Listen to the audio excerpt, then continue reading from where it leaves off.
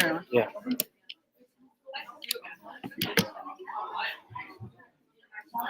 Assalamu alaikum.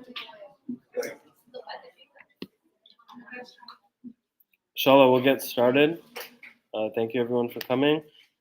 My name is Safir, and I'll be giving a short presentation about Muslim.finance.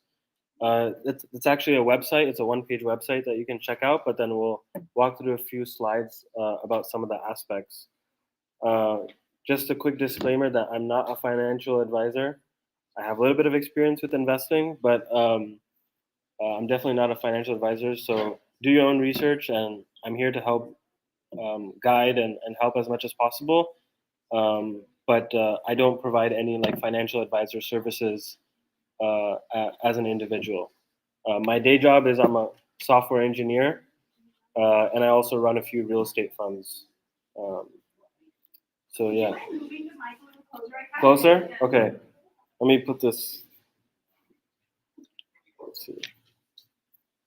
How about now? Better? Okay. All right.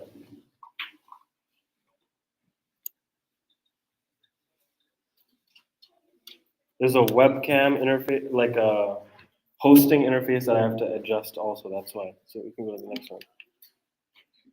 So this is a quote by Morgan Housel. He's a famous author, and he has a book called The Psychology of Money, where he basically argues that most of dealing with personal finances has to do with actual psychology, not the actual investment. So he says in his book, few things matter more in investing than understanding your own time horizon and not being persuaded by the price actions caused by people with different time horizons. You know, a lot of the times you might hear someone say like, "Oh, I made this much money in the stock market," or um, you know, "This thing went up by so much in a short amount of time." But you have to assess what your time horizon is, and that's going to be different than other people.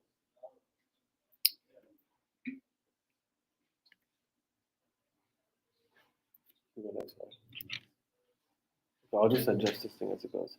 Okay, so once again, I'm not an expert in investing, but I've been investing for I don't know since earlier than 2015. And the only reason why I can maybe talk to you about some of the learnings about it is because I've made my own mistakes when doing that as well. So this is like me selling Tesla stock when it was at $241, and this is actually before it's split. So it's probably like $24 now compared to its current price. So this is probably like a $50,000 mistake. And there's a lot of other ones that I've definitely made as well.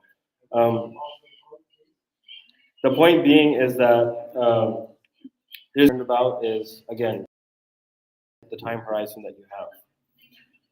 So on my website, I talk a little bit about this too, but there's kind of like 6 key elements to financial peace. The first one is to decide what your budget is, right? So, decide like this is how much my rent, or this is how much my mortgage is, this is how much my car payment is, this is how much like grocery or whatever expenses that you have, and add all that up and decide whatever budget that you want to do. And then I would say that you should be at least saving about 10% of your salary on a monthly basis. And if you have any debt, I really encourage you to prioritize eliminating that first, whether it's credit card debt, student loan debt, whatever it is. Uh, Interest rates are whatever, anywhere from like 5 to 7 to sometimes even 10%, depending on the student loan. And that will always be more valuable to pay off than investing first. The fourth thing is like if you have a 401k through your employer, most employers there's something called like a safe harbor rule where they are recommended to match. So most 401ks actually match. So at a minimum, what I would recommend is that you at least match to whatever your employer is able to do. And then set goals for what you need, house, car, etc. And then try to save at least 10% of your salary every month as well. And I'll walk through the next slide of what this actually practically means. So the easiest way to do like your budgeting, I don't know where it is. Maybe the next slide. One second. Okay. I'll come. Yeah, we're fine. Can you go to this slide? Real quick? Yeah. Skip to like three, two other ones. Yeah, perfect. That one, that one. Yeah. So the people think that when they need to budget and stuff like that, it's some like complicated thing where you need to track like every transaction, whether you bought a coffee or whatever. The easiest way to do so is that monthly budget that we talked about. Just put that in one checking account, like from the direct deposit that you get from a salary. Like let's say the budget was $3,000, or in this example, it's $6,400. Put $6,400 in your main account, and then just create a separate checking account and put the rest of the money in.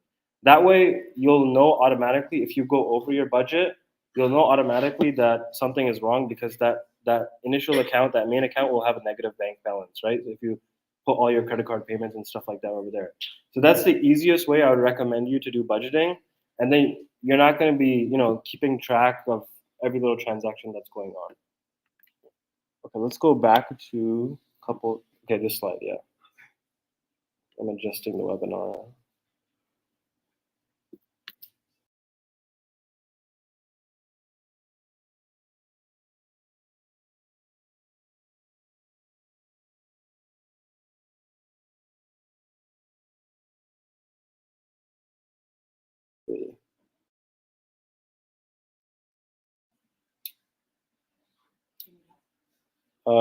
It's just slow. One second.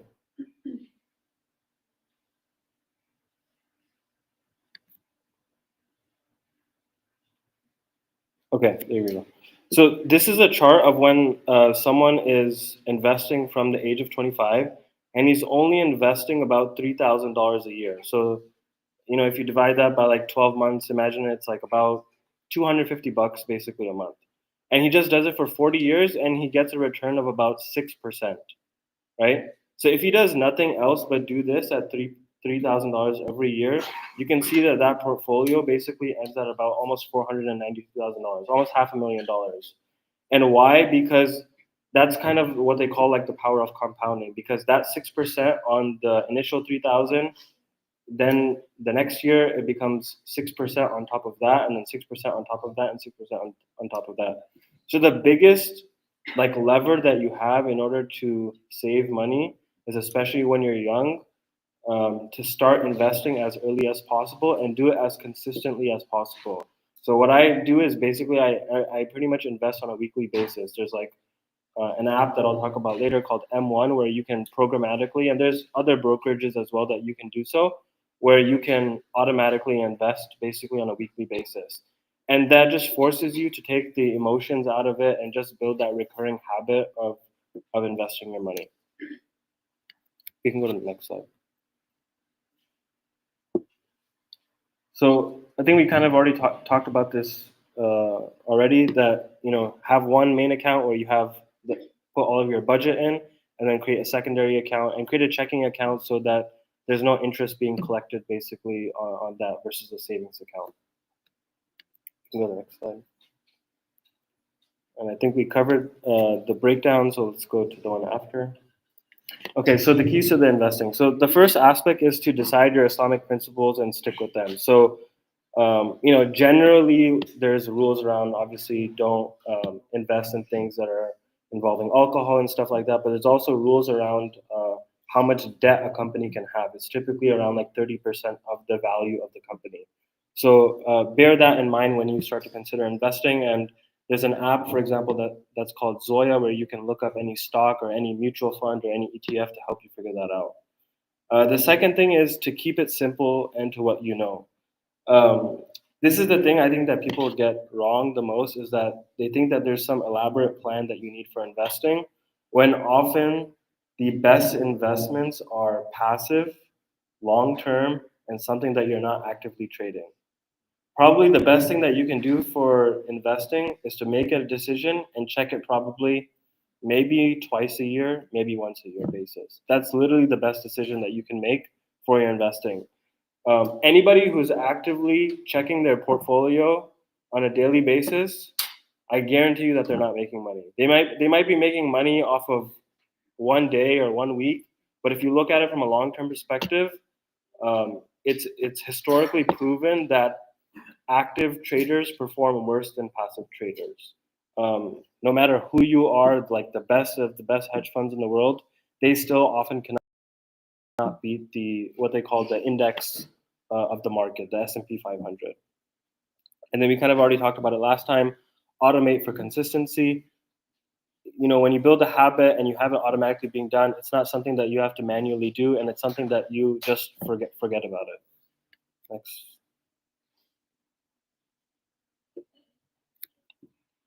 So this is another quote by Morgan Housel. Again, doing well with money has a little to do with how smart you are, and a lot to do with how you behave. And that's kind of like the first picture that I showed you about like me selling my Tesla stock almost 10 years ago, is that a lot of these aspects are mistakes are made when you make decisions based off of emotions in that heat of the moment, and not looking at it from like a holistic picture, and why you particularly invested and decided to do so in the first place. Next one. So yeah, this is a chart again by Morgan Housel. This literally just says "shut up and wait," and you can see this is from 1871 of what the S&P total 500 return is. And if you're in in even more like tech oriented index, for example, like on average, like in the last 10 years, it's done about 15 to 20%.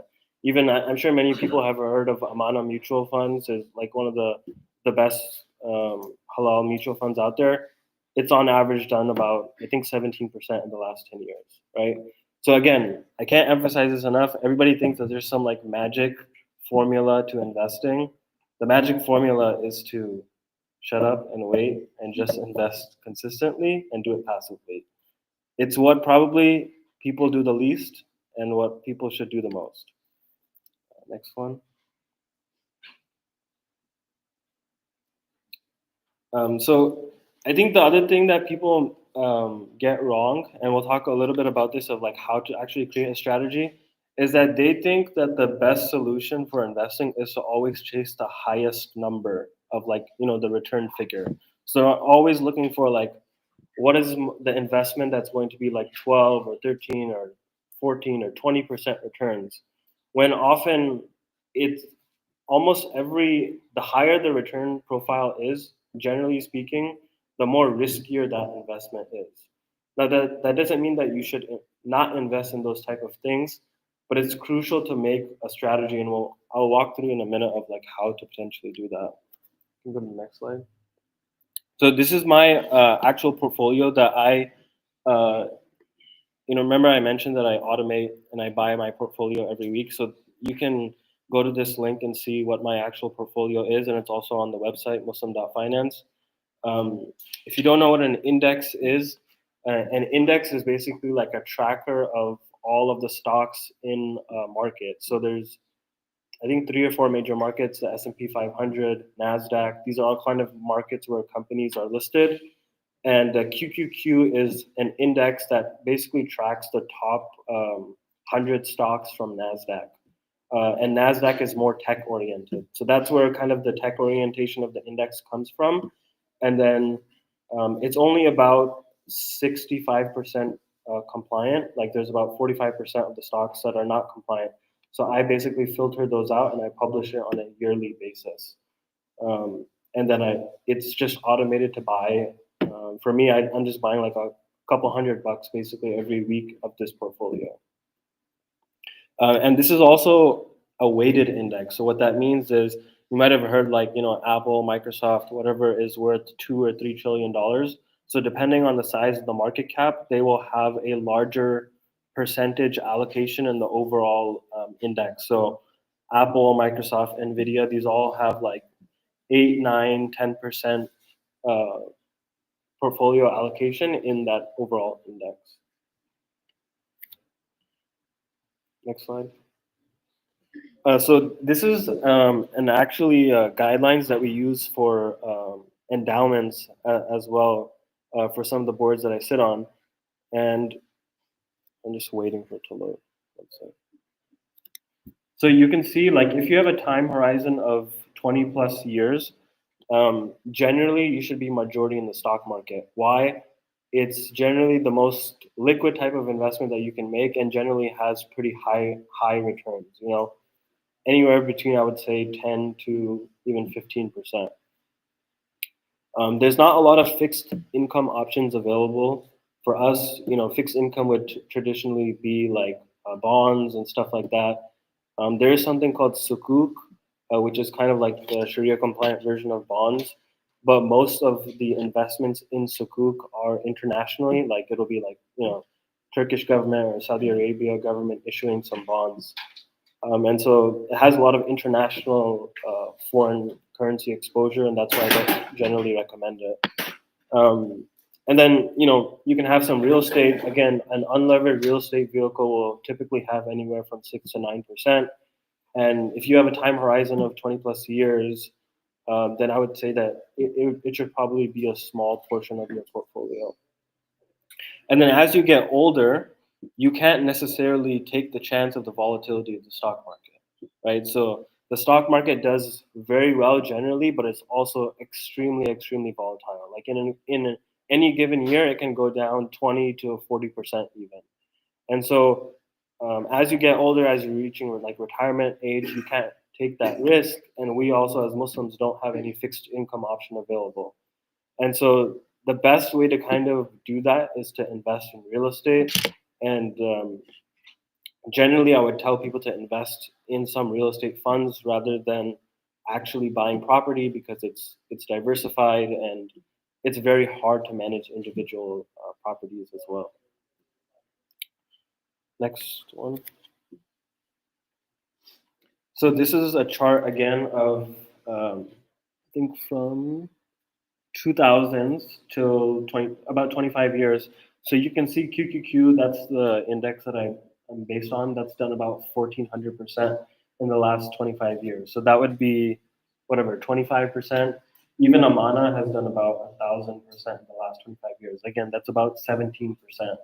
And then there's some newcomer ETFs as well called HLAL and SPUS that are kind of lower. This kind of chart skews them because they're newcomers, but they're pretty close to Amana and QQQ and XLK. So again, the point is to show this is, if you invested in this 20 years ago, you literally just put money in, you didn't do anything else, you're doing it passively, and this is kind of what the return profile again looks like. Doesn't mean that it's going to happen in the future again, but generally speaking, these tech companies are growing, 20-30% every year, and are able to, in terms of revenue, and they are able to provide pretty good returns in the market. Next slide. So I mentioned this earlier, but I think it's really important.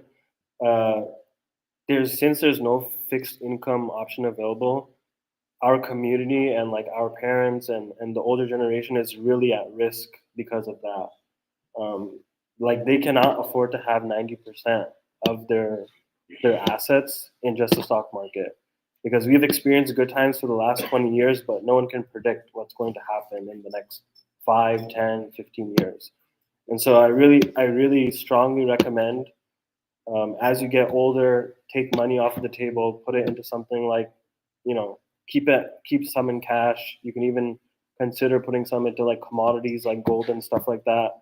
And then also try to either invest in sukuk or some type of real estate to be able to get some passive income. Fixed income basically is generally when you invest in the stock market, there's no guarantee of the returns that you're going to get, right? It's just you're making an investment. You are making, they call it an equity investment, right? You hold part of a company, and you don't necessarily know of how it's going to do in the long run. With a fixed income thing like a bond, it's basically you're collecting interest on whatever investment that you made. So you could buy a treasury bill and get like 3%, or there's a lot of different options available. And that's obviously forbidden for us because we can't do things based off of interest. Um, but it's often necessary in a traditional portfolio because as you get older, you get kind of like a set return and don't have to take the risk of the equity investments. Next slide. So this is the way to be strategic. Again, it's super, super simple. And I think in the next slide, I have a QR code. But basically, I recommend people to make a simple table of assets that you have and what it is to your overall portfolio. So let's say you had about like 100K in stocks, and another 50K of stocks in your 401K. Understand what that allocation is to your overall, right? And then if you have some Bitcoin or you have some real estate, whatever, understand again what it is to your overall portfolio. What it does is it forces you to be very strategic of your money and how much of your money you're putting to this particular thing. And you can apply this same thing to any investment that you make. Let's say you're buying an individual stock, like, I don't know, Amazon or Nvidia or whatever. Be strategic of that. I don't want to buy, define whatever that limit is. Like, I generally don't recommend people to have anything more than like 15 to 20% of any individual stock, right? Don't let that be part of like your portfolio, especially being living here. Like, you might be working in tech, you might be getting RSUs from your company. I would still recommend you to not have more than 20% of your overall assets in one particular company. And so if you can go to the next slide. Again, this is just like a Google Sheet template that you can use. List out your assets, understand what the percentage allocation is across the portfolio, so that you can have a clear understanding, and then make decisions based off of that. Say that I'm going to invest 15% in real estate, or I'm going to invest 20% in Amana mutual funds, or whatever it may be. But it forces you to be super strategic and less emotional about your decision making process. Next slide. Okay, this is always a hot topic, so we'll see based off of the questions. But buying a home, um, there's many elements to buying a home, and there's a NerdWallet calculator, nerdwallet.com. You can search rent versus buy calculator. A common question that I always get is like, is it worth to buy a house? Um, and the short answer is that there's a lot of factors involved in that, and not just money, right? There's like family stability, having a place for your family to live in.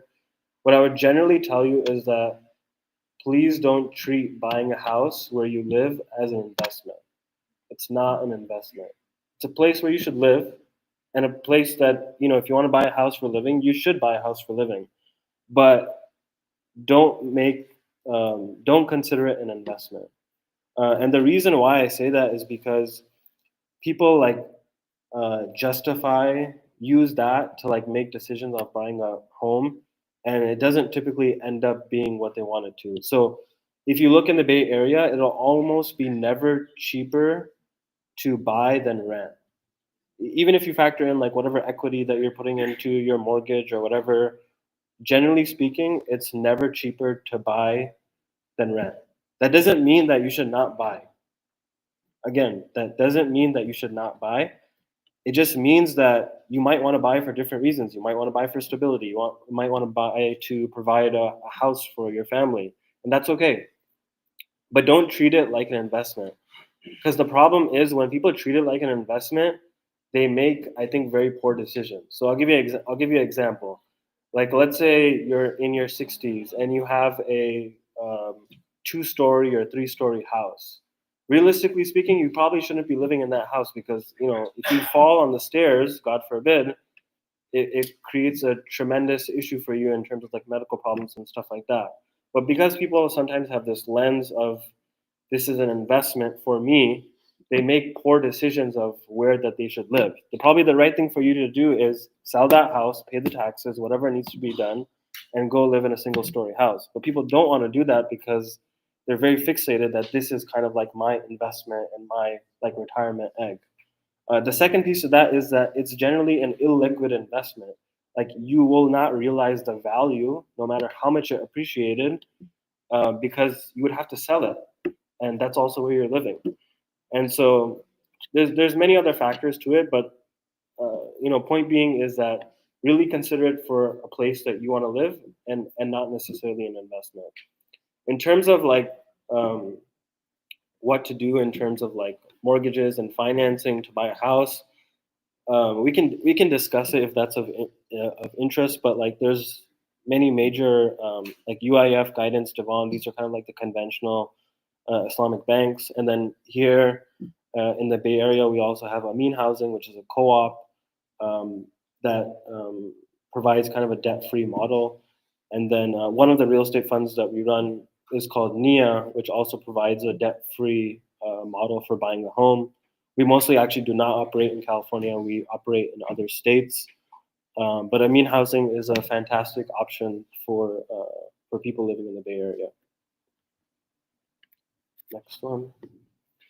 Okay, another thing to consider is once you start having children or once you start having any assets, I really strongly recommend you to create a living trust and a will. It's typically like one document. Um, the rules on Islamic inheritance are actually pretty well defined. You have to follow like a pretty set standard of guidance.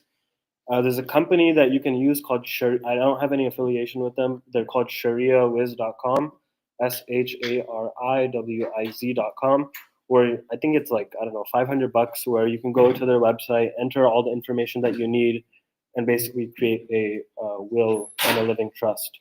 What a living trust is basically is that you move all of your assets into that trust. It's kind of like a pass-through entity. But what happens is that when you pass the will basically can just list out like where the assets should be distributed as part of the trust, and so that your family doesn't have to go to like probate court and stuff like that in order to deal with that when they're already in a difficult time. So that's kind of what the living trust provides. Next slide. Okay, so how many of you have RSUs as part of your job? Raise your hand. Okay. So if you have RSUs as part of your job, it's called restricted stock units for people who don't know. Basically, you're getting compensated from your employer with stock in your company. And I think there's two major issues that people face in this. Number one is that they're often over concentrated in that stock. They own too much of that. Like let's say you work at Amazon, you're getting stock on a quarterly basis or whatever, and it ends up making like 30 or 40% of your assets, right? So the thing what you need to do is sell and diversify basically that investment. That's number one. Number two, the problem becomes like, well, you might have gains when you actually sell that. So what I recommend people to do is you can basically donate whenever you want to reduce your exposure to a particular company. The kind of cheapest way from a tax perspective is you can donate that stock. And the company that I found that does this the best is called CharityVest.com, and they run something called a donor advised fund. It's free. Basically, they streamline the process of taking investments either via stock or via cash. And then once it goes to the donor advised fund, then you can donate it to any organization from there. And so the Charity Vest is a nonprofit itself. So the other advantage is at the end of the year, you basically only get one tax receipt from Charity Vest. And then, whoever that you decides to donate to, that's all kind of handled by Charity Vest. And then they also have monthly donations. So I just literally, like on a quarterly basis, if I have overexposure to a stock and I want to reduce that, I'll donate some stocks to Charity Vest, and then I'll make monthly donations, or especially now that we're coming up to Ramadan, do my zakat and stuff like that from Charity Vest. Next one. Okay, so some books that I recommend. One is The Psychology of Money by Morgan Housel, which we talked about. And the second one is, it's a horrible title, but it's actually a pretty good book. It's called I Will Teach You to Be Rich by Ramit Sethi. And if you don't like books, he also has a Netflix show that you can watch. His book is about how much less about money than you would anticipate. Similar again to Morgan Housel, which is about the psychology of money as well. Next one. And then the website is muslim.finance.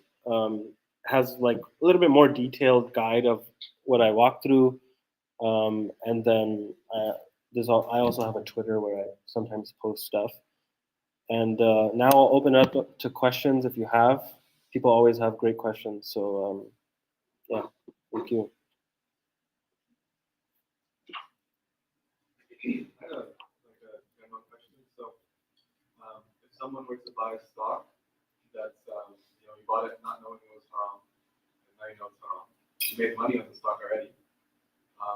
What you know the rights rulings of what you should do? Yeah, you have to purify that. So just search on Google Zoya purification, and Sheikh Joe Bradford and Sheikh Umar Khan. They have a guide for like what the procedure that you need to follow for that. I don't know the procedure on the top of my head, but they have a very detailed response to that. So just search Zoya, the app that I also mentioned, where you can look up stocks whether it's compliant or not. Zoya purification guide, and you should be able to find it. If you work at a company that issues you stuff that's not Sharia compliant, is it halal to work there? Can you, when you sell, get it? I don't know the honest answer.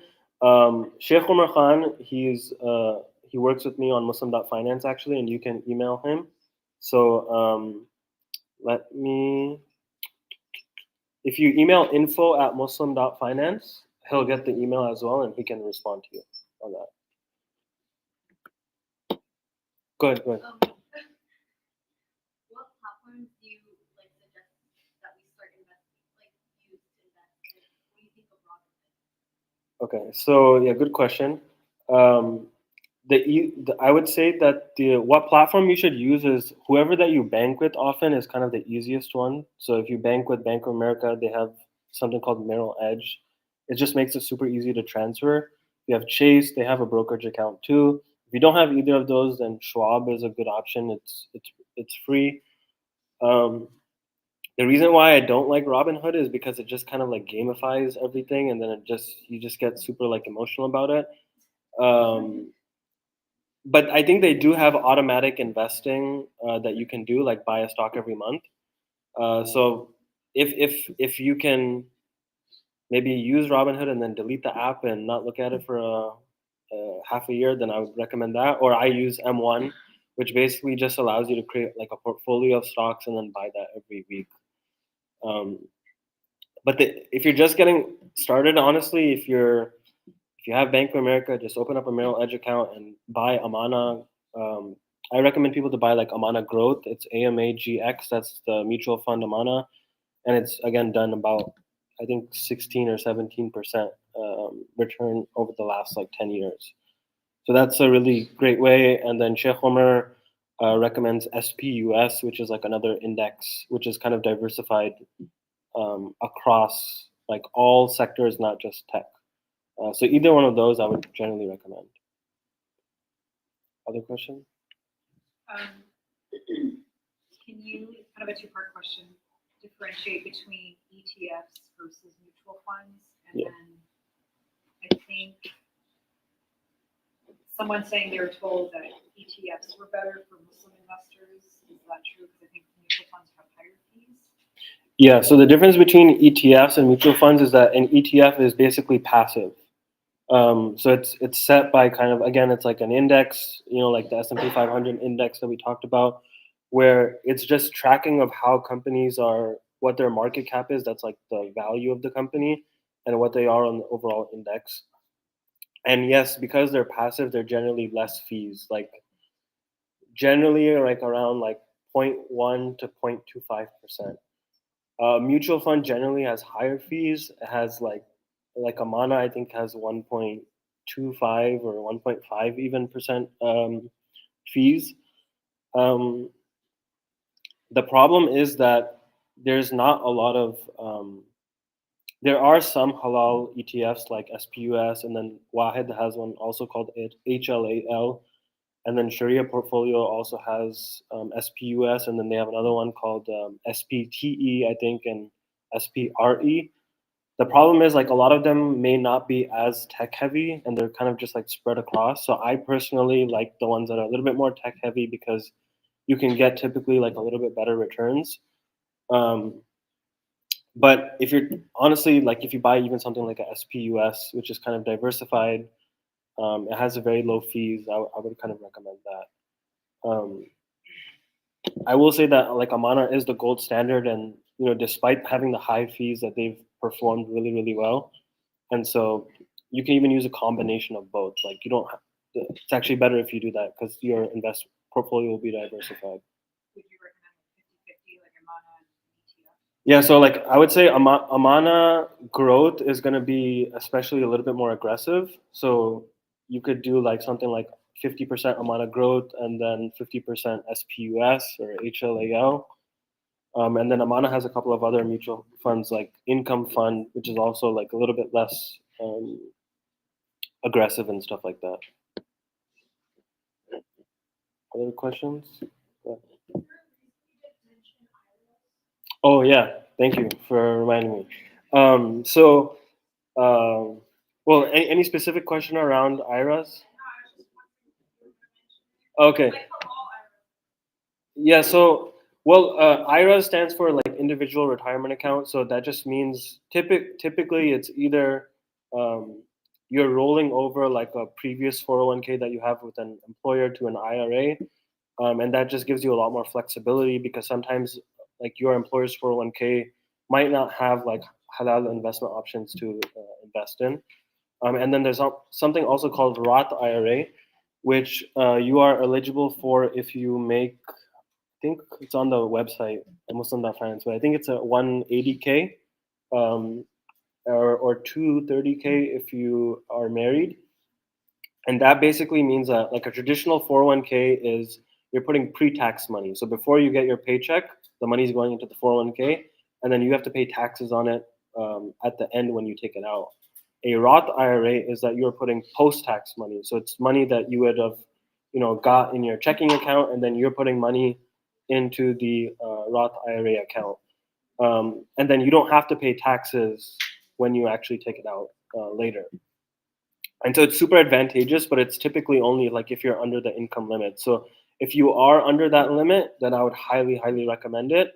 If you're not, there's something called like backdoor Roth IRA that you can look into, where you're kind of like putting it into the IRA and then you a bit complicated. But if you look up backdoor Roth IRA that you can follow for that, if you can, I would definitely recommend it.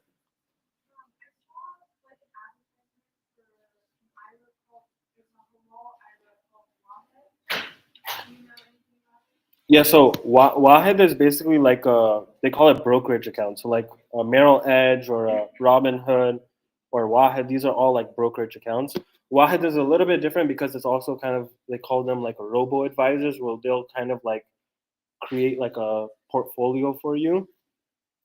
So that's fine to use as well.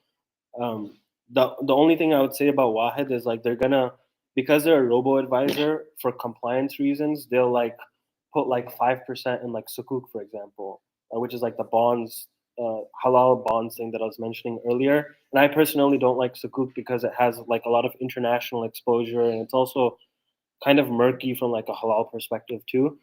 So that's why I don't particularly use like these robo advisors like Wahed. But other than that, it's completely fine to use. I just generally recommend people to use like whatever banking platform that you have, just because it becomes super easy to transfer money and stuff like that. Other questions?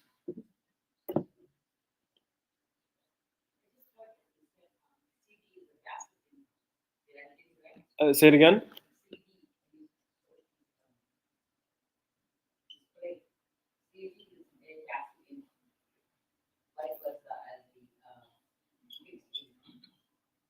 Yes, but CDs are not Sharia compliant. But yeah, yeah,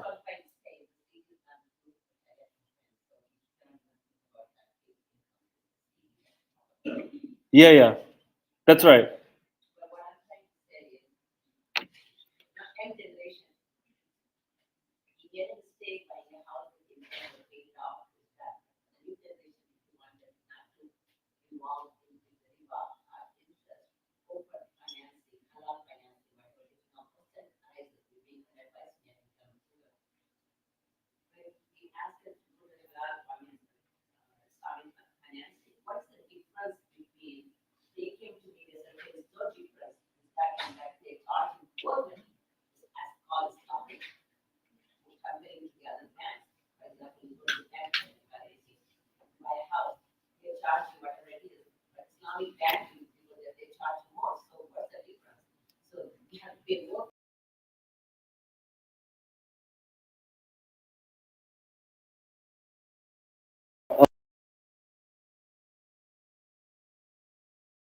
I'll do my best in answering the question.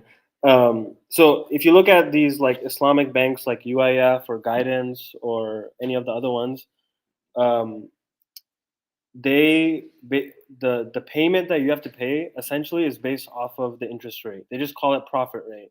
And even when you get to the closing table, if you look at the documents, it just says interest rate because they sell their loans to Freddie Mae, Fannie Mac, basically. So they're, I think from a contract perspective, they are compliant. Like Amja has issued a fatwa, I think almost 15 years ago, saying that to use them in dire need, but the substance is missing. And why is the substance missing? Because at the end of the day, Islamic finance really revolves on like one central concept. You have to share in the gain and the loss. You have to share in the risk and the reward. And when you get a loan with a bank, whether it's a bank, you are holding all responsibility for the risk and the reward. If that property goes from 1 million to $2 million, you get that gain, all of it. And if that property goes from $1 million to 500K, you have to bear all of that loss, right? Um, and it might sound good when the property goes up, but at the end of the day, it's not compliant because that person who provided you capital did not share in any risk. He just gave you money for money, right? That's the concept of riba. So here in the Bay Area, we're blessed with, Amin Housing, which is a co-op. It has its challenges. It's a co-op and it has a waiting list for you to buy a house. And then we also have one called NIA, but we again operate in other states. But we share in the risk and the loss. So if the house goes down, we share in that. And our payment is not, and same with Amin Housing, is not based off of interest rates. It's based off of rent of whatever that house is. And so Amin Housing also shares in expenses for the house by giving you a discount on the rent. So like taxes, insurance. For NIA, we just share for it proportionally, but the concept is similar, where we are participating in the costs and expenses of the house. So that's basically like the core difference per se. But again, there's challenges with Amin Housing and our model with NIA is that we don't sell to Freddie Mae, Fannie Mac, so we have to raise capital to do that. So we have a 2-year, 3-year waiting list basically because of that. So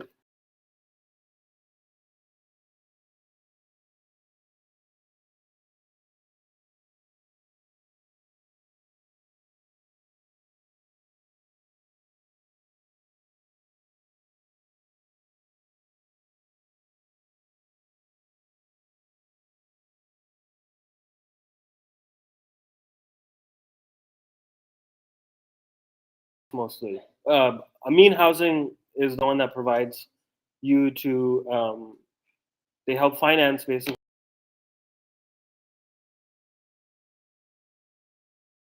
I have Amana mutual funds myself in my 401k, and I highly recommend them. So in other words, to make it clear, Islamic financing is taking risk as well as loss and gain. So it's okay to invest over there rather than other banks, but other banks are not involved in risk.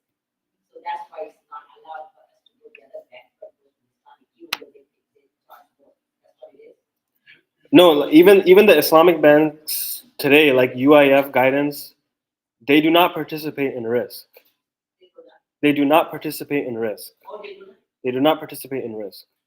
The only models that I know that have done this in the U.S. is Amin Housing and NIA are the only ones that participate in risk.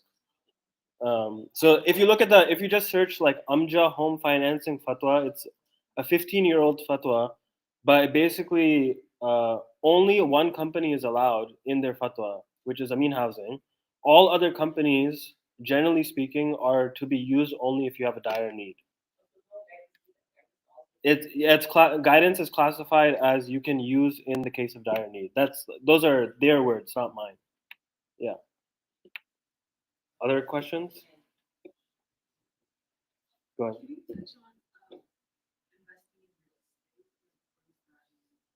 So in investing in real estate, it's typically like buying like rental income property. I generally recommend people to not do it on their own. And I'm not just saying that because I have one of my jobs is managing a fund. I say that also because you typically when you do that, you're just buying like one house in an area, and you would have to buy that house outside of California because in California the prices are so expensive to the rent that you get. So you have to buy outside California, and then you're probably just gonna buy like one property for like I don't know 200, $300,000. And there's all types of like problems associated with that, like who's gonna manage it, how do you get a property manager? That property manager probably doesn't care about you because you only own one house, and there's kind of several other ramifications of that. Um, so that's why the fund structure is better because let's say you invested $100,000 or $200,000 in a fund, your investment is generally diversified across several houses rather than just one. So like Amin Housing is a co-op. I'm not endorsing Amin Housing, but I think they've been around since 1981. They've given about like 4 to 4.5%, and they've been like phenomenal.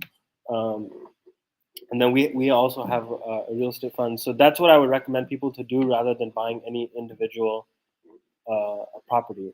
And these models are also better because the problem in a typical residential property is that you have tenant turnover. So typically, like when you underwrite for a rental property, you'll always underwrite on 11 months of income versus 12 months because every like year and a half, 2 years, a tenant leaves and then you have to get a new tenant. Well, then when you get a new tenant, you have to paint the walls, change the carpet. It takes 2 months to find a tenant. In Amin Housing and these other models, the tenant is also a co-owner. So it's like a dream tenant that you have that he's invested in the property. He's going to take care of it completely differently, and he's also paying rent. So it ends up being that the Islamic model is fundamentally like a better investment than just buying a regular rental income property. So are they paying rent and chipping away at the principal, or is there like the rent to buy, basically the rent goes to So Amin Housing and NIA work a little bit differently, but generally speaking, you're only paying rent.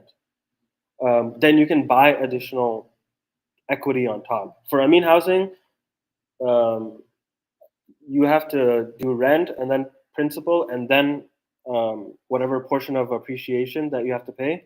For NIA, we do rent and then you can add, you can buy equity on a yearly basis, and that will include the appreciation or the loss, basically. So let's say it went from 100K to 90K, you can buy X percentage at 90K. If it went from 100K to 120K, you can buy X percentage at 120K.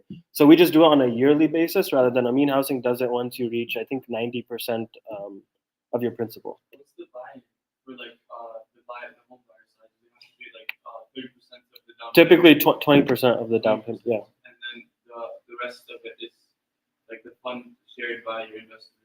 Yeah. And then how do like the investors kind of get their money? Is it just through Rental dividends, income? or is it through also like from the liquidation as well? Yeah, through rental income, and then when that homeowner is buying like additional equity in the house or pays off of it, then that gets distributed to the investors as well. So they're losing their share as well over time as well. Yeah, so yeah, their ownership is increasing, right, and the fund's ownership is decreasing And the for that. investors know that, and they're okay with that. Yeah, well, why wouldn't they? Why would they're selling their equity basically to the homeowner over time, right? Yeah. I have heard of for example, if I buy a house in Amin Housing and if I'm doing whatever they ask me to do, when is the property that you want? For Amin Housing, once you reach 90% principal, then you start paying appreciation. I think it's you pay 30% of the appreciation value. Once that's done, then the property is yours. Then we make extra payment to the taxes, is it allowed? I don't know all the details about Amin Housing, but I'm pretty sure that you can. Yeah. Go ahead. Yeah, go ahead. Have you ever had a rental property? Yeah, I've had 100+ rental properties. Yes, Where were they? in Michigan. We our first 4 real estate funds were in Michigan where we had over 100 properties. Did you have any in Yeah, I used to have in Modesto, and I sold it. Yeah. When I sold my Modesto house, I think it was like 400,000, and it was making like 15. So it was not like nothing compared to the value. Yeah. 10 years. Our Modesto houses, I think we bought in 2007. Yeah. But From your perspective, what do you see like the biggest leader, like maybe the gap between Islamic finance and traditional finances? Like, what do you think could be most improved in Islamic finance? it's a great question. Um, I think the biggest issue with Islamic finance right now is the source of capital, right? So for like NIA, that's the fund that we run for helping people buy homes. We're not limited by demand, we're limited by supply. So we have a waiting list of $200 million of capital that's needed, but we have to, as we get investors, then we can actually help those people. Now, I don't know Amin Housing specific, but they have I think like a 2 year or 3 year wait list too. So similar story. And so that's the biggest issue, and I think we will start to overcome that as like our community, the first batch of people that came here, they're getting older, they're getting to retirement, so they have to start thinking about these, investing in something like Amin Housing or any of these other real estate funds to be able to get stable income. Because the traditional banking system, the way it works is that you get a loan and then you sell it to Freddie Mae, Fannie Mac, which are government-backed institutions. They package it up and then they sell it, basically, right? And so they don't care where you buy a house, whether it's in like the swampland of Florida. It doesn't matter to them because they're going to go sell the loan, right? And for us, we have to make a very conscious decision about that. So like Nia, for example, is not buying houses in Florida right now because of the insurance premiums and stuff like that. So we can't help everybody too. But maybe we can take that risk once we start to become a larger fund and we have diversity of like, I don't know, 100, 200, 300 homes. So I think we're in the nascent phases right now. And then I think it's like a building block over time, right? Yeah. So if you're only, just a follow-up question, so is your, what you were referencing, is it an open or closed fund? Does it work like in that sense of a real estate fund? And if it does, my follow-up question to that be, how can you structure it that way rather than? Yeah. So our particular fund is an open fund, same with Amin Housing. Amin Housing is structured as a REIT. It's generally almost the same. You have to have 100 investors to be a REIT. So we're not at that stage yet. We're like 55 investors or so. And just to clarify, that have to be accredited, correct? That's correct. Yeah. Most real estate funds you have to be accredited. If people don't know what that is, it's a SEC rule where investor has to make at least 200K individually or 300K jointly with their spouse, or have $1 million in assets besides their primary home. Yeah.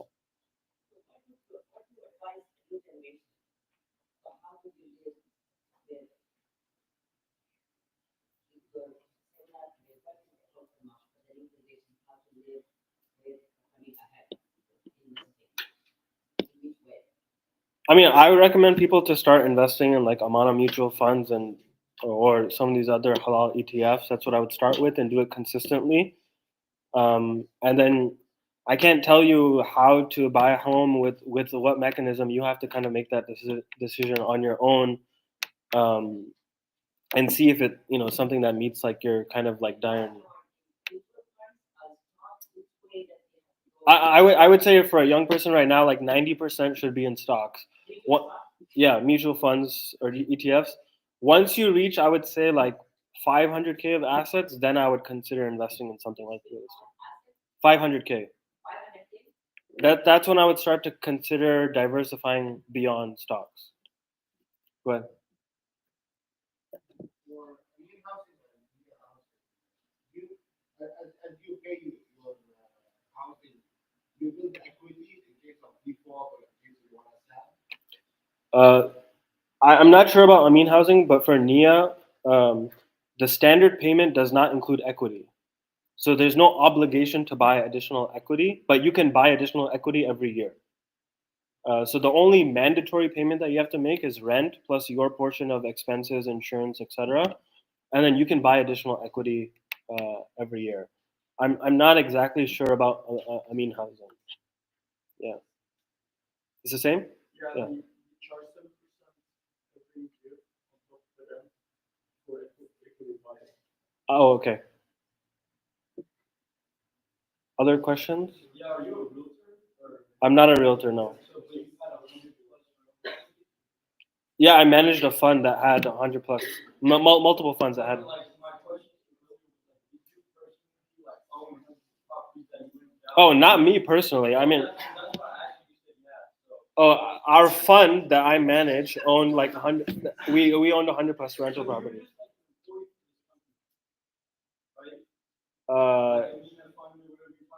Yeah, NIA fund is so we have a company called Cordoba Funds, and we have 10 plus like funds that we operate. This isn't really like real estate fund or investment. Like what you're describing is not real estate investment. Yeah, it's the funds are investing in rental income properties, but yeah. But I would say for the people our age, Like my question to you is like, what are your qualifications? Like, what makes you qualified to like talk about this? Because you don't really know what you're talking about. You know? in terms of like real estate, Yeah, with all of this. oh, Like everyone's asking questions. Like, brother, I think it's just a good question to ask. I'm talking to you. Just don't interrupt. No. I can't interrupt you. I'm asking the brother a question right now. Yes, but this is the session. If you don't want, did I heard you doing? I'm talking to you. You can talk. I'm talking. No, you can talk. What are your qualifications? I'm asking you. my qualifications is that I've been buying personally real estate since 2007. That's my qualification. Yeah, yes. And I used to have one in Modesto, and I own some properties in Michigan as well. Yes, yes. You're like one of the tiny. Because I'm a realtor, like, so I kind of know what I'm talking about. Like, but you know, I don't want to interrupt. Yeah, I mean, this session is not about real estate. I would tell anybody my age to not invest in real estate right now. I would tell you to invest in the market. Yeah, and if you go to the Muslim.finance guide, it's pretty clear also as well about that. Any other questions I can answer? Thank you for taking the time to come here and give us your knowledge. If, let's say someone has $100,000 and they're wanting to know, like, step by step, they're like totally agreeing to investing, and if they said they have $100,000 in their bank, do you mind walking us through a step by step, like how, leave this certain amount in savings, and then maybe go into Charles Schwab website, if let's say someone has a Wells Fargo bank account, and then through the website Charles Schwab, let's say, then there do you click, if you don't mind going through it step by step, like, Yeah. So, like, let's say you're starting off with 100K. The first thing I would do is figure out what the budget is, right? Let's say the budget was $5,000 a month, and have at least 3 months of emergency savings, right? Like, I would keep that in cash. So like 15,000, put that in a bank account, and then I would consider investing the rest of the money. I would not invest all of it at one time. I would probably invest, like, I don't know, 50% of it. So maybe put like 40 or 50K basically, and you can invest it in Amana, and just make sure that you can invest that for the long term, not the short term, right? So when I say long term, I would generally say like 2-3 years. You can just not touch it and make sure that it's invested in. In terms of like like Schwab and stuff like that, again, you can use any brokerage accounts. Use one I think that's associated as closely to your bank as possible. Like, again, Bank of America has Merrill Edge. Chase has one as part of them. There's Schwab and many other ones. They all pretty much operate the same. They all pretty much have no fees. So, you can use whichever one that you want. And all these like mutual funds or ETFs or companies, they have something called a ticker symbol. Like Amana is AMAGX. That's your growth fund. And you can just put that into like the go like click like buy stock and or buy ETF. You can put that ticker symbol, and then you can buy shares in that. That's pretty much how it works. Yeah. So just, that was pretty clear, but the one part, so let's say I pulled 40, 50K from that 100K. Are you saying at once I can buy that with that 9 out, or I think you said earlier you did weekly? Yeah, I would say like once you initially, if you have large amount of savings that you haven't invested in, then do that initially first, like put the 40, 50K, and then just start once you have like your salary and you're getting a paycheck, then you can invest every week or every month. The reason why to do that also is because the market just kind of goes like this. It goes up and down, and you don't know, like, you cannot time the market. Nobody can, right? So it's best to just buy reoccurring, whatever companies or index basically that you want and believe in. Go ahead, brother.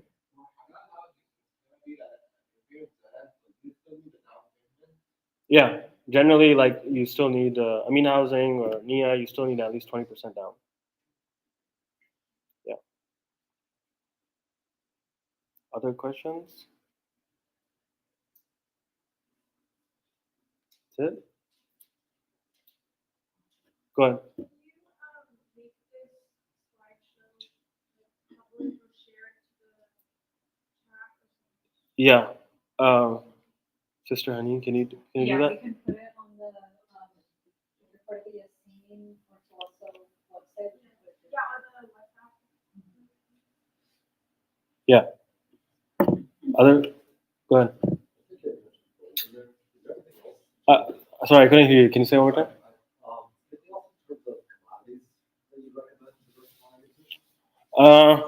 I don't have a lot of commodities personally. I just buy gold, GLD, and you can also buy that through a brokerage account through the ETF. That just makes it simpler to manage. I think it's more relevant if you're living outside of the US because there's more currency risk there and a lot more volatility. In the US, we're generally pretty stable and have a stable currency. And that's why I even tell people you can buy a little bit of Bitcoin, but it matters for people, like, Bitcoin matters a lot more for people outside of the US than inside.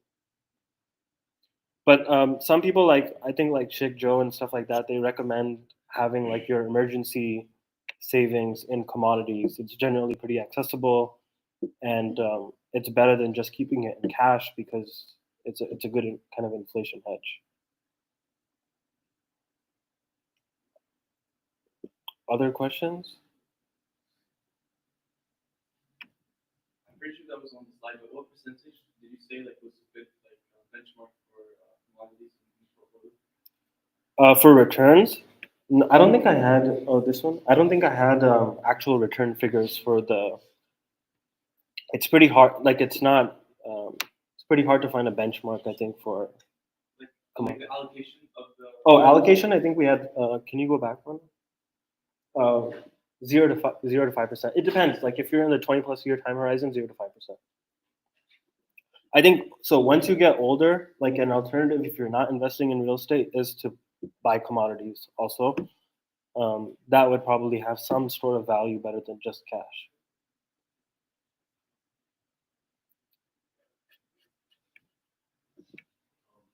In the same day that they're diversified, do you know of any like alternative assets like hedge funds or private equity that are accessible to retail audiences like that?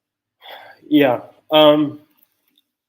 There's not a lot of private equity debt. Like, most private equity is heavily debt based. There is a new one that just started. It's called Newer Quest.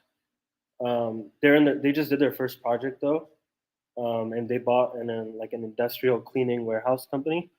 I think you're going to see more and more of this soon, but generally these are private funds. They're not public funds. So you have to be accredited, and you have to invest typically like 50 or 100K. Yeah, I think I guess before that I would just do stocks, real estate, commodities, and then once you have significant assets, consider that basically. Yeah.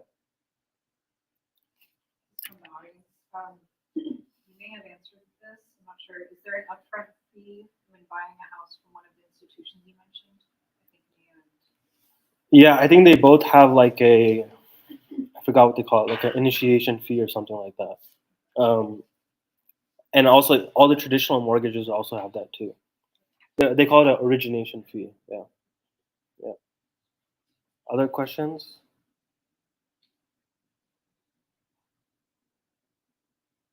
No? All right. Well, thank you again for taking the time. And so the website, again, if you want to check it out, is muslim.finance. It's a little bit more detailed guide than we walked through. And then you can also email at info@muslim.finance. I think there's a brother that asked about like 401k or sorry, RSUs for a company that's not compliant. So just email there and I can have Sheikh Umar respond to that email. And if you have other questions, feel free to email me about that. All right. So there's actually one more question if you don't mind. Yeah. Someone asked, is a Muslim retirement home a good idea? What does that mean? um, I guess I'm. investing in one? I would not recommend like individually, but maybe they can email me and I can answer that. I don't want to understand what they mean by some retirement home. Yeah. All right. Thank you.